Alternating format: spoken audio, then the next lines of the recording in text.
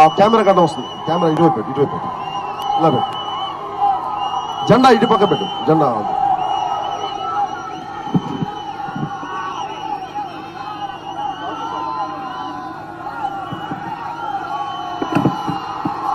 ఇప్పుడు వినిపిస్తా ఉందా?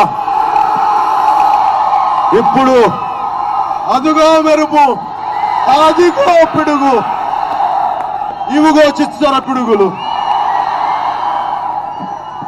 ఇలాంటి వర్షంలో కూడా ఇలాంటి చిచ్చార పిడుగులు కలిస్తే విజయనగరానికి ఎంత వైభవం తీసుకురావచ్చు. దశాబ్దాల పాటు కుటుంబాలతో ఏలుతున్న వాళ్ళని మనం ఎంత బలంగా ఎదుర్కోగలం విజయనగరంలో గుర్తుపెట్టుకోండి.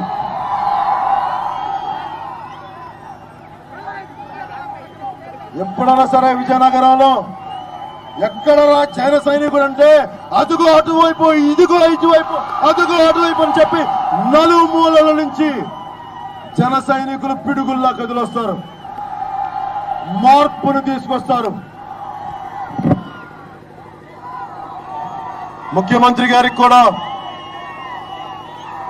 వారు అంటా ఉన్నారు, పవన్ కళ్యాణ్ ఉత్తరాంధ్ర యువతని రెచ్చగొడుతున్నాడని. మీరు చెప్పండి, నేను ఎప్పుడైనా రెచ్చగొట్టారా మిమ్మల్ని? నేను ఎప్పుడైనా రెచ్చగొట్టారా మిమ్మల్ని? ఏమ్మా, నేను ఎప్పుడైనా రెచ్చగొట్టారా మిమ్మల్ని? నేను మాట్లాడేది సత్యమే మాట్లాడతాను, అబద్ధాలు మాట్లాడను. అబద్ధాలు మాట్లాడే వాళ్ళు వేరు. అలాగే ఇంత అభివృద్ధి చెందిన నగరం అంటున్నారు దీన్ని. ఈ రోజుకి సరైన నీళ్ల వసతులు లేవు, తాగడానికి సరైన నీళ్లు లేవు. మరి ఇది నరేంద్ర మోదీ గారి సెంట్రల్ గవర్నమెంట్ విజయనగరాన్ని నెంబర్ 1 స్మార్ట్ సిటీగా ఎలా చేశారు నాకైతే అర్థం కావట్లేదు. కేవలం ఇది స్మార్ట్ సిటీ మీకు అనిపిస్తుందా? నాకు ఒకటే చెప్పండి, మీకు బొత్స గ్యారెంటీ ఇష్టమా లేదా నాకు చెప్పండి. అంటే నేను శ్రీకాకుళం చాలా చైతన్యం ఉన్న జిల్లా, విజయనగరం అంత బలం భయపడతారు విజయనగరం ప్రజలంటే. విజయనగరంలో ఎవరు భయపడతారు? నేను వెళ్ళి చూస్తాను కదా మా వాళ్ళ ధైర్యం ఏంటో అని. అందుకు వచ్చాను. మీకు ధైర్యం ఉందా లేదా మార్పు కోసం? మీకు ధైర్యం ఉందా మార్పు కోసం? మార్పు కష్టం, మార్పుకి పోరాటం చేయాలి. ఆ పోరాటం చేయడానికి నేను ముందడిగేస్తున్నాను. నాతో పాటు మీరున్నారా? విజయనగరం గొప్పతనం ఏంటంటే 2014లో సమైక్యాంధ్ర ఉద్యమంలో 2 రాష్ట్రాలుగా విడగొట్టొచ్చన్న ఒక నాయకుడు అన్న మాటకి, విజయనగరం స్థానికుడైన నాయకుడు అన్న మాటలకి 1 రోజు కాదు, 2 రోజులు కాదు, 3 రోజులు కాదు, 14 రోజులు మొత్తం కర్ఫ్యూ పెట్టారు ఇక్కడ. అంత బలమైన జిల్లా, తెగింపున్న జిల్లా, పోరాట సమర్థత ఉన్న జిల్లా ఈ యువత, ఇక్కడ ప్రజానీకం.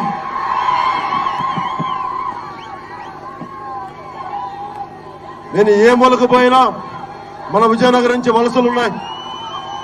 అవకాశాలు లేవు, ఉపాధి అవకాశాలు లేవు. ఉపాధి అవకాశాలు ఉన్నాయా మనకి? ఉపాధి అవకాశాలు ఉన్నాయా మనకి? అభివృద్ధి జరుగుతుంది అమరావతిలోనా ఉత్తరాంధ్రలోనా? అమరావతిలోనా ఉత్తరాంధ్రలోనా? ముఖ్యమంత్రి గారు చెప్తాం, చెప్పండి అభివృద్ధి మా ఉత్తరాంధ్రకు కూడా కావాలి, విజయనగరానికి కావాలి కూడా అని చెప్పండి ఒకసారి ముఖ్యమంత్రి గారు.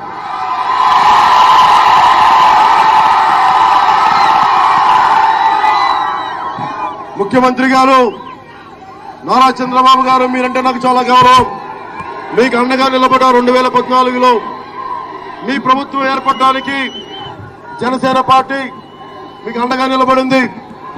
ఈ రోజున అలాంటి జనసేన పార్టీని భోగాపురంలో మా జన సైనికులు చెప్తా ఉన్నారు, మీ తెలుగుదేశం నాయకులు, ప్రతిపక్ష నాయకులు మా వాళ్ళని బెదిరిస్తున్నారని చెప్తా ఉన్నారు.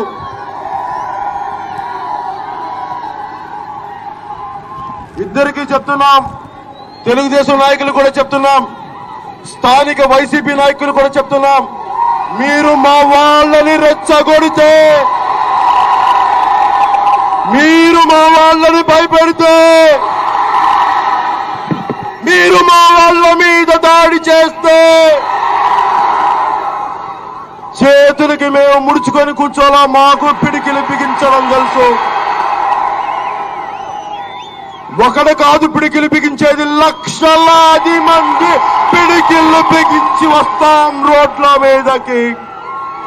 మళ్ళీ 2014లో ఆ రోజున మీరు కర్ఫ్యూ పెట్టిన రోజులు మళ్ళీ గుర్తు తెప్పిస్తాం. మా మీద కనుక మీరు దాడి చేస్తే మంచిగా పోతున్నాం, తల వంచుకొని వెళ్తున్నాం, ప్రజా సమస్యల కోసం పోరాటం చేస్తున్నాం.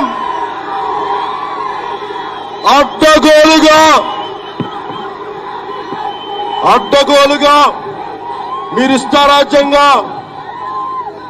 స్థాయి దాటి మా మీద సైనికుల మీద చెయ్యవేసినా, మా వాళ్ళ మీద దాడి చేసినా, మా వాళ్ళ ఇంట్లో వాళ్ళని బెదిరించినా పవన్ కళ్యాణ్ ఊరుకోవడమా, మా జన సైనికులు ఊరుకోడు? చెప్పండి ఒకసారి.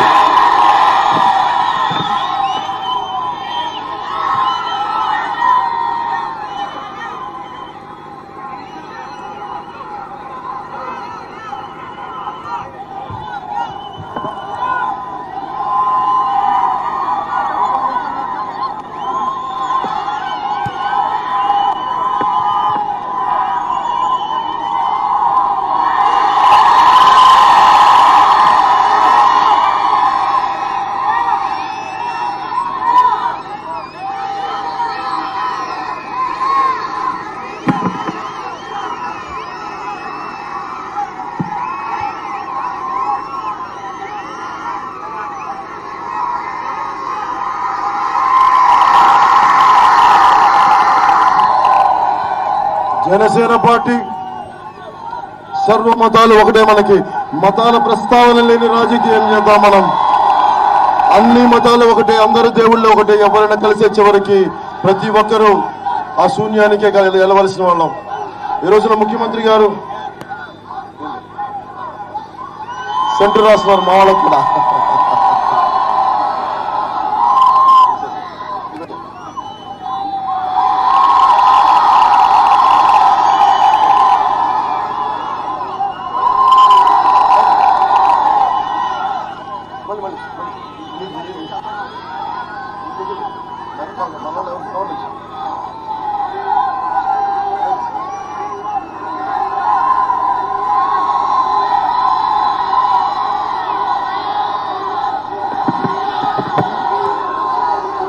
మీ అందరికీ పోయినసారి విజయనగరం వచ్చినప్పుడు 2009లో నాకు మాట్లాడే అవకాశం కల్పించలేదు. ఈసారి నాకు మాట్లాడే అవకాశం కల్పించారు మీరు. నాకు ముఖ్యమంత్రి గారు చెప్తా ఉన్నారు, మేము అభివృద్ధి చేస్తున్నామని. వారు చేసే అభివృద్ధి ఎలా ఉంది? అభివృద్ధి ఉందా మనకి? నేతి బీరకాయలో నెయ్యి ఎంత ఉండదో అవి ముఖ్యమంత్రి గారి చేసే అభివృద్ధిలో అంతే వృద్ధి ఉంది, అంతకుమించి ఏమీ లేదు. జీలకర్రలో కర్ర ఉంటుందా? ముఖ్యమంత్రి గారు చేసే అభివృద్ధిలో అభివృద్ధి ఉండదు. రైతుల రుణమాఫీలో మాఫీ ఉండదు, అది చేసేది.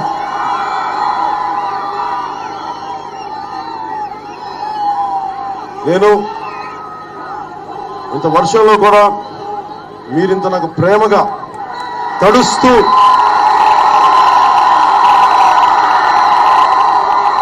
ఆడపడుచులు, అక్క చెల్లెళ్ళు, అమ్మ మీరు కూడా ఉండిపోయారు.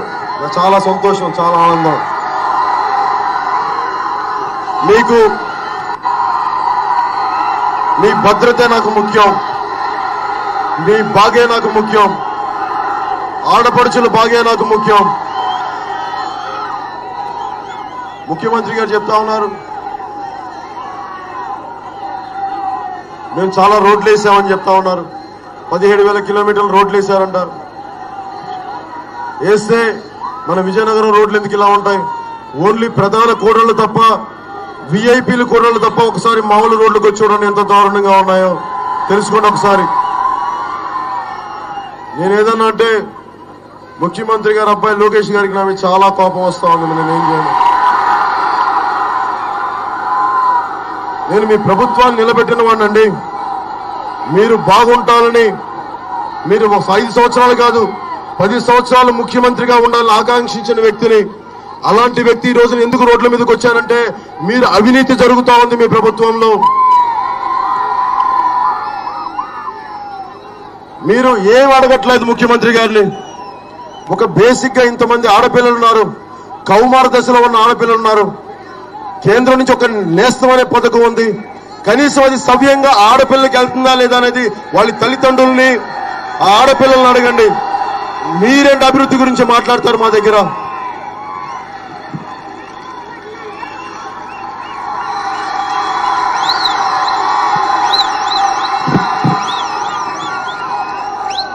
ఒకవైపు మన్రేగా పథకం అంటారు, మహాత్మా గాంధీ రూరల్ మనకి యోజన పథకం అని. ఒకవైపు కూలికి డబ్బులు ఇస్తామంటారు, ఇంకోవైపు అదే బెల్ట్ షాపుల్లో మళ్ళీ మద్యం పేరు మీద డబ్బులు మళ్ళీ లాగేస్తున్నారు.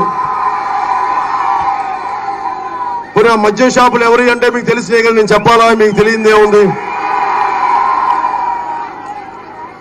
మరి ఈ రోజున ఇక్కడున్న స్థానిక పెద్ద నాయకులందరికీ వారికి నిజంగా ఇష్టం ఉంటే మరి పెట్టుబడులు ఇక్కడ పెట్టచ్చు కదా. మరి వాళ్ళు తీసుకెళ్లి తెలంగాణ నాయకులతో కేబుల్ వ్యాపారాల్లో పెట్టుబడులు పెడతా ఉన్నారు వాళ్ళు అక్కడికి వచ్చి. నేను ఒక నాయకుని విమర్శించడానికో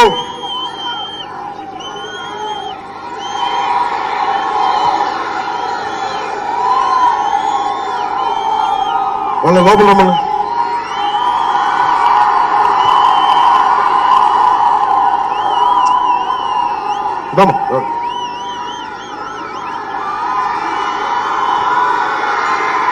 ఒక నాయకుడిని విమర్శించడానికి వీటన్నిటికంటే కూడా వాళ్ళు చేస్తున్నది ఏంటనేది ముఖ్యం.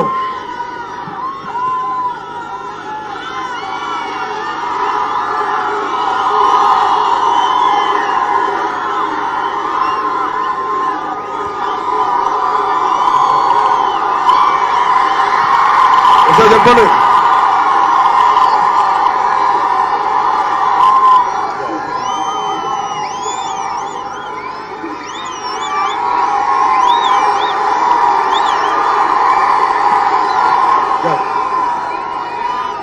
నేను సమస్యలకు ఎందుకు వస్తున్నానంటే అందరూ అనుకుంటారు నేను సినిమాలో యాక్ట్ చేస్తాను, దూరంగా ఉంటానని. నేను ఎప్పుడు ప్రజలకు దగ్గరగా ఉంటాను. ఎక్కడ లోపల షూటింగ్లు ఉన్నా కానీ బయట ఏం జరుగుతున్నాయి, బయట సమస్యలు ఏమున్నాయి, నేను ఏ రోజు నటుడిని కాదు. ఊహ తెలిసినప్పటి నుంచి నేను ఎప్పుడు నటుడు అవ్వాలనుకోలేదు. ఊహ తెలిసినప్పటి నుంచి సమాజానికి పని చేయాలనుకున్నాను. అందుకే ఈ రోజు నేను మీ ముందున్నాను. కోట్ల రూపాయలు నాకు ఎప్పుడు ఆనందం ఇవ్వాలా, కానీ నిజంగా ఇన్ని శ్వేత బిందువులు ప్రజల కోసం చెమటోడిస్తే, ప్రజల కోసం వర్షంలో తడిస్తే, ప్రజల కోసం ఎండలో ఎండితే దానికి వచ్చిన తృప్తి వేరు. ఈ రోజు నేను మీ ముందుకు వచ్చింది కూడా విజయనగరం ఇంత పెద్ద నాయకులు ఉన్నారు.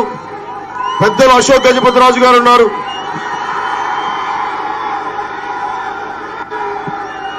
నేను 2014లో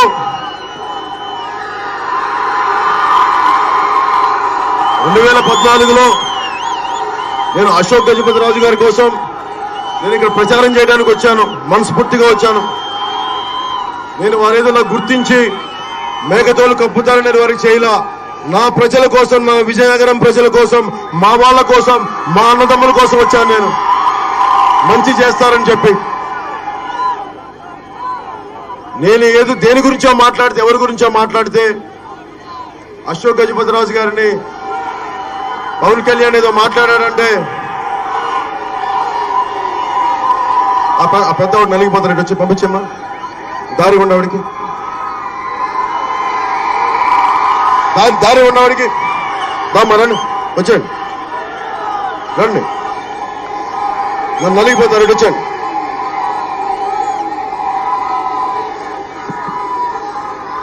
అశోక్ గజపతిరాజు గారు అన్నారు నాకు పవన్ కళ్యాణ్ ఎవరో తెలియదు అని చెప్పి.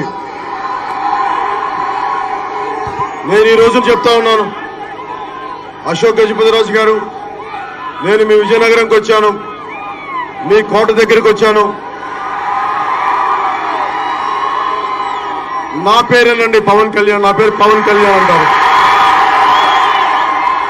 నేను మీకోసం 2014లో ప్రచారం చేశాను. అశోక్ గజపతిరాజు గారు, మీరు ఈ రోజు అనుభవించిన కేంద్ర మంత్రి పదవి అది ప్రభుత్వం ఏర్పడడానికి నేను కారకుండండి. నా పేరు పవన్ కళ్యాణ్ అండి.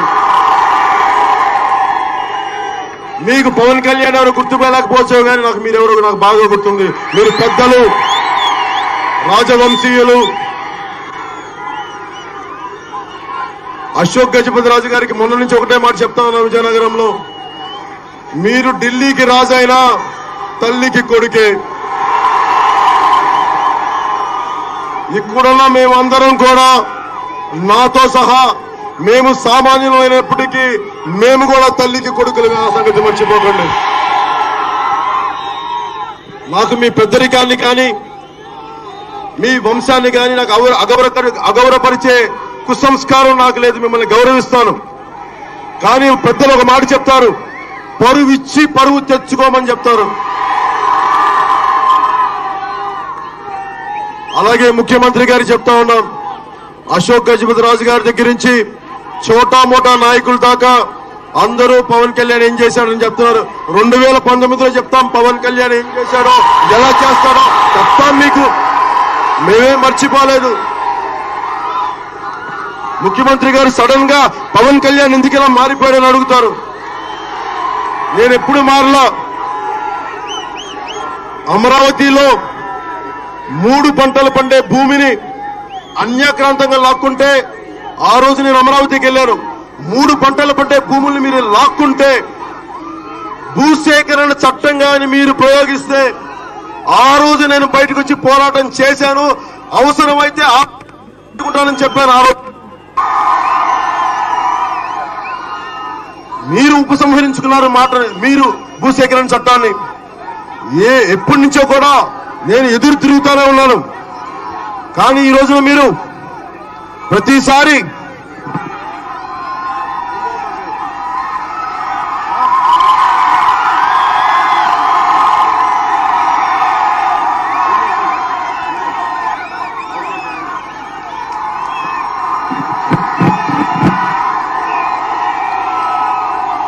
మన తల్లికి మనం గౌరవించుకోవడం మన సంస్కారం, మన విజయనగర సంస్కారం. అది అశోక్ గజపతి రాజు చెప్తున్నాను, ఇది మా సంస్కారం.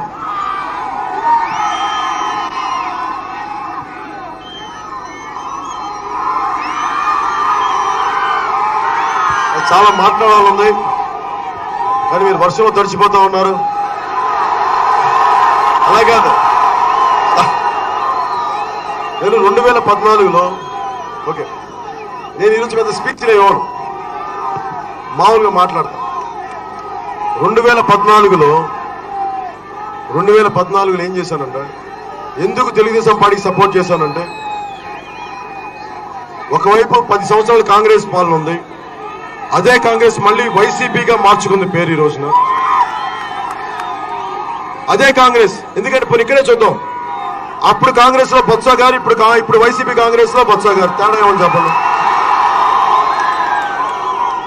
పార్టీలు పేర్లు మానే కానీ మనుషులు ఒకటే. మనకి దానివల్ల ఏం న్యాయం జరుగుద్ది? మన మీద దాడులు చేస్తారు, మనల్ని ఇబ్బంది పెడతారు తప్ప. నాకు బొత్స గారితో వ్యక్తిగత గొడవలు నాకు ఆయన బాగా తెలుసు. కాకపోతే ఏంటంటే, నాకు ఎవరితో వ్యక్తిగత శత్రుత్వాలు ఉండవు. కానీ నాకు ప్రజా సమస్యల విషయంలో మటుకు అన్యాయం జరిగితే నేను నా సొంత వాళ్ళతో కూడా నేను గొడవ పెట్టుకుంటాను. దానికి కూడా సిద్ధంగా ఉన్నాను. మీరు నలిపోతే రెడీ చేయను,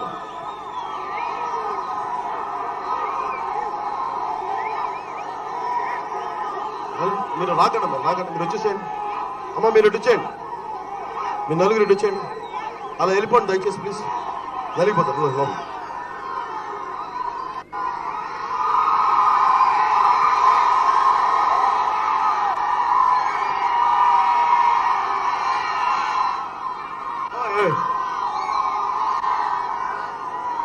అంటే ఓ పని చేయాలి, నెక్స్ట్ టైం మీటింగ్ పెట్టుకుంటే 360 degrees కనిపించేలా పెట్టుకోవాలి.